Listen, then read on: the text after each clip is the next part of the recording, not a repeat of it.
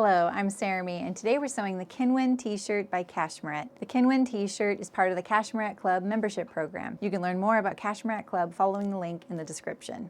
The Kenwin T-Shirt has raglan sleeves, a neckband, and a little surprise overlap back. You can make it in short or long sleeves. Are you ready to get sewing? Let's do it.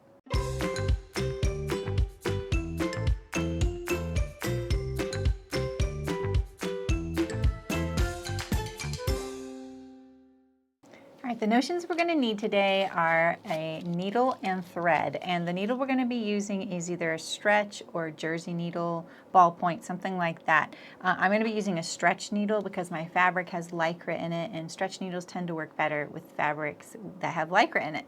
And you're looking for a needle that doesn't give you any skip stitches, so I always recommend trying them all on your fabric first. To assemble the Kenwin, we're going to be using a home sewing machine today using a zigzag stitch, and we're going to set the zigzag to a length of 2.5 and a width of 0.5, and you're going to get a stitch that looks like this.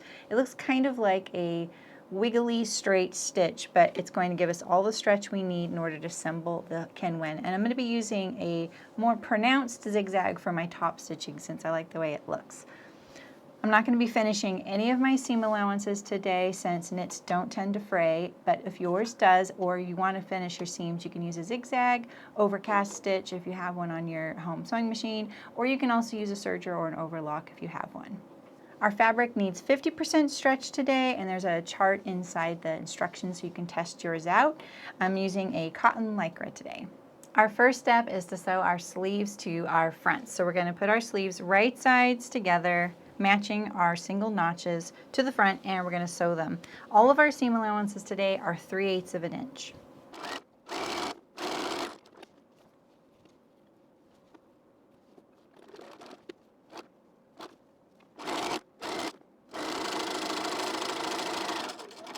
So we have our front sleeves to our fronts, and now we're going to repeat this for our back. You're going to press your seam allowances toward the sleeves.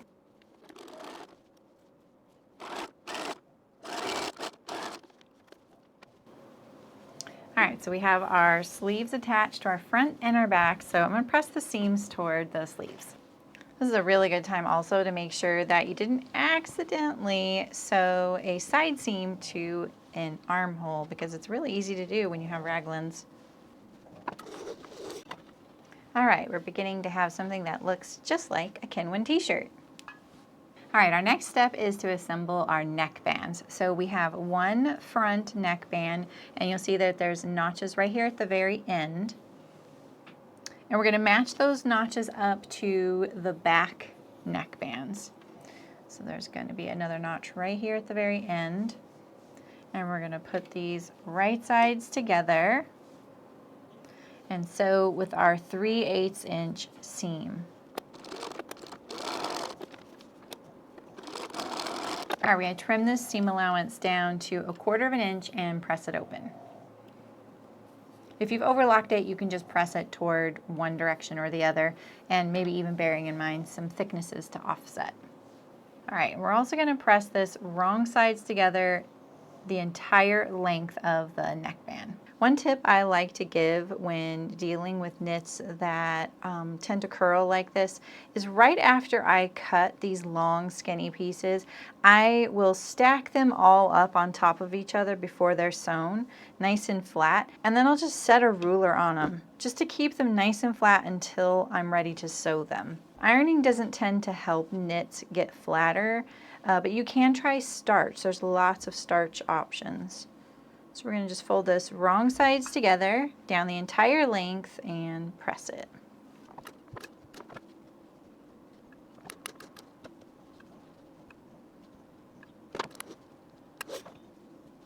All right, we have our neckband ready, and now we're going to baste this wrong sides together. This is optional if you don't want to baste it together. You don't have to.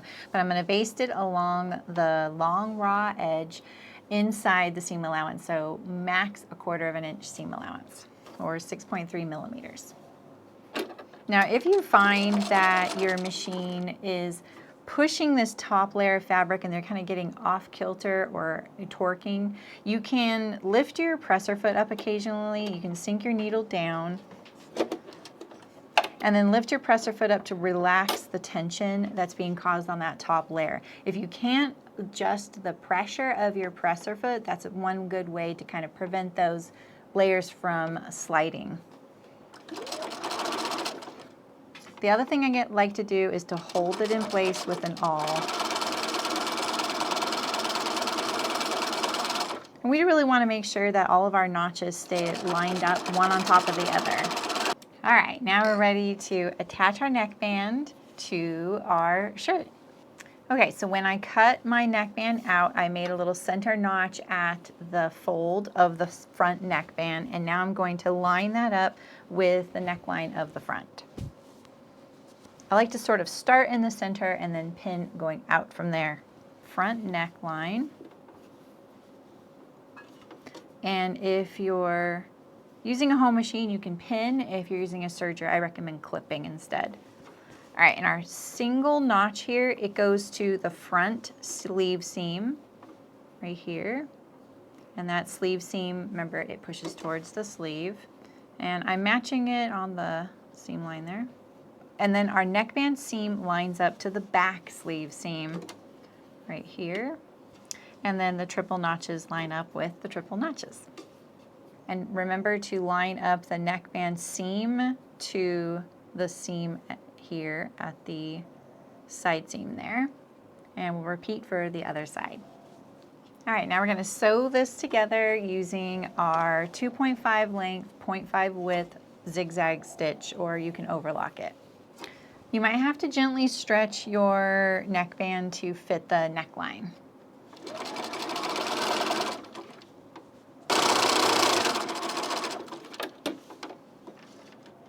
All right, let's look it over, make sure we got a nice smooth seam. All right, now we're going to top stitch it. We're going to press the seam towards the body. So let's go to the iron, and we're going to press the seam down toward the body of the garment.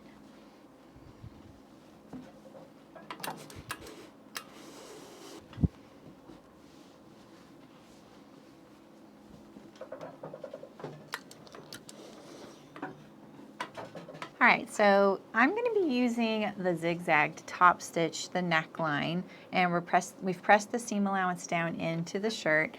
So I'm going to use a 2.5 width and a 2.5 length to top stitch it. You can also use a twin needle or a cover stitch.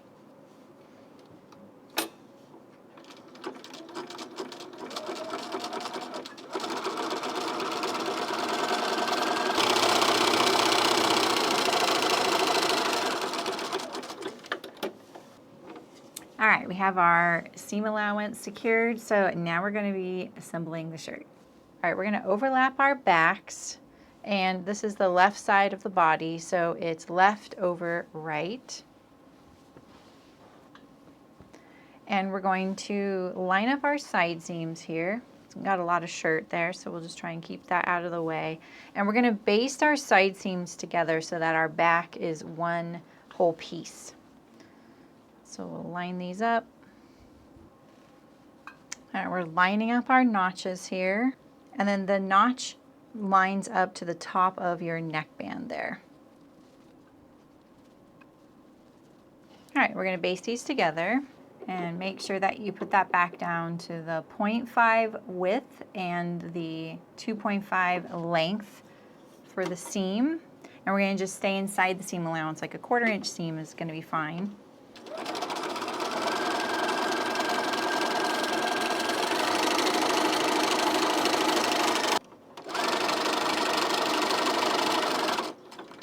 All right, so now we can line up our side seams and our underarms of the sleeves, and we're going to sew the whole seam together. So we have our back here, lining up our underarm and our side seam and all of our notches. We're pressing our seam allowances toward the sleeve, but if you really need to offset them for thicknesses, that's fine too. And if you're overlocking this, again, I recommend using clips and not pins.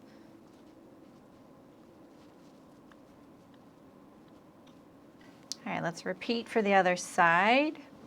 All right, here we go. We have our side seams and our underarms pinned. All right, we'll sew 3/8 inch seam allowance. All right, there's going to be a lot of shirt, so make sure that it doesn't fall off the table and pull on your needle.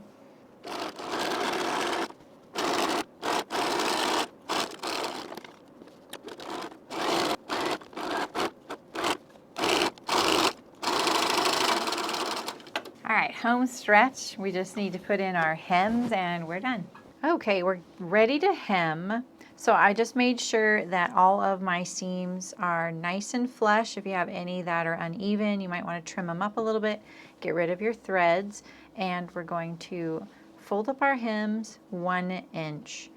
So let's see here, we're going to press this seam towards the back. You can also press it open. And we're going to press this 1 inch.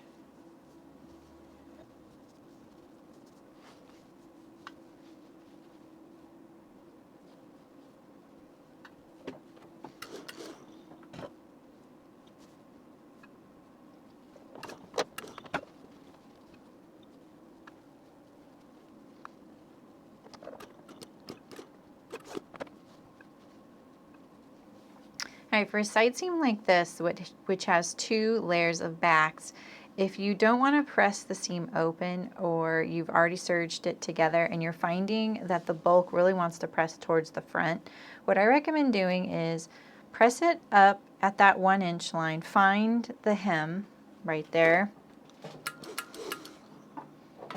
and now at the fold of the hem here, I want you to clip into the seam allowance right up to the seam.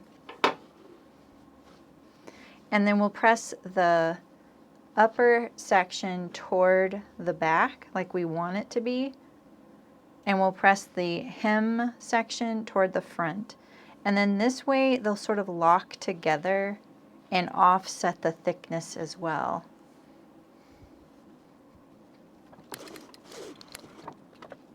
I'm also going to secure it with a pin or a clip so I don't lose that little spot. You're also going to find that when you have 2 layers together, even if they're flush with one another, like along the cut edge here, you're going to find that one wants to be shorter than the other, and that's just because the one that's wrapping around it has further to go.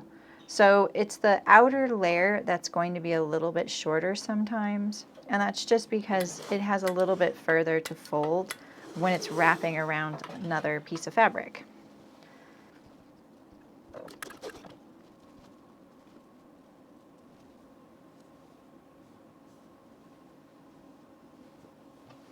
All right, ready to go. All right, so I don't have a free arm on my machine, so I'm going to be sewing this with a flat bed. So this way, when I do this, I usually will turn the garment so that the side I want to hem is on the inside of the garment. So in this case, I'm going to sew from the right side, and I'm going to turn my garment inside out to do this. So here I have my sleeve ready to hem. Doing it from the inside, because I'm going to do it from the right side, but the inside of the sleeve here. This gives me the greatest visual control, so I know what it's going to look like. And it is also really great for really small circumferences. So we're going to start on the seam here. And the one thing I like to do is I will line up my cuff here, or my hem allowance. I'm going to put my left side of my needle. Let's make sure. I'm going to put this at a 2.5 width and a 2.5 length. And let's just make sure we have our needle on the left side. And so now I'm going to line up my needle with the edge of my cuff here. And then look at where my cuff or my hem lines up on the bed of the machine.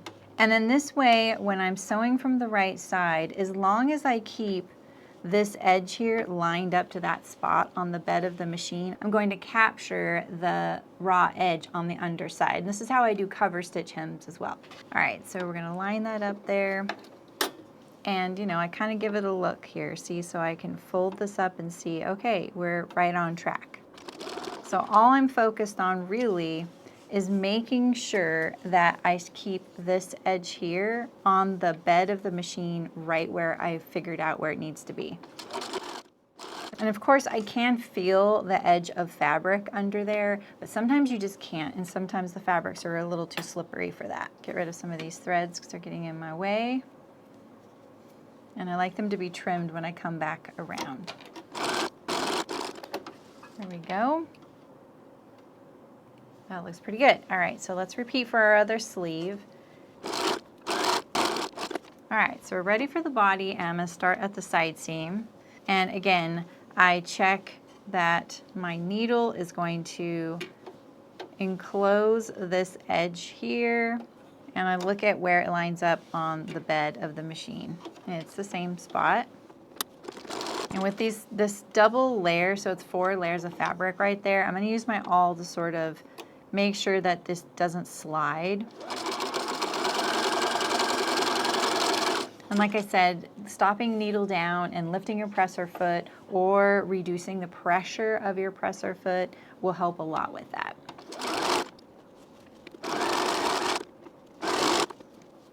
And I always get rid of my original thread tails before I do my back stitch, just so, like, see how this one got kind of sucked in there? We don't really want to immortalize that in there, right? So let's get rid of those, and then now we can do our back stitch.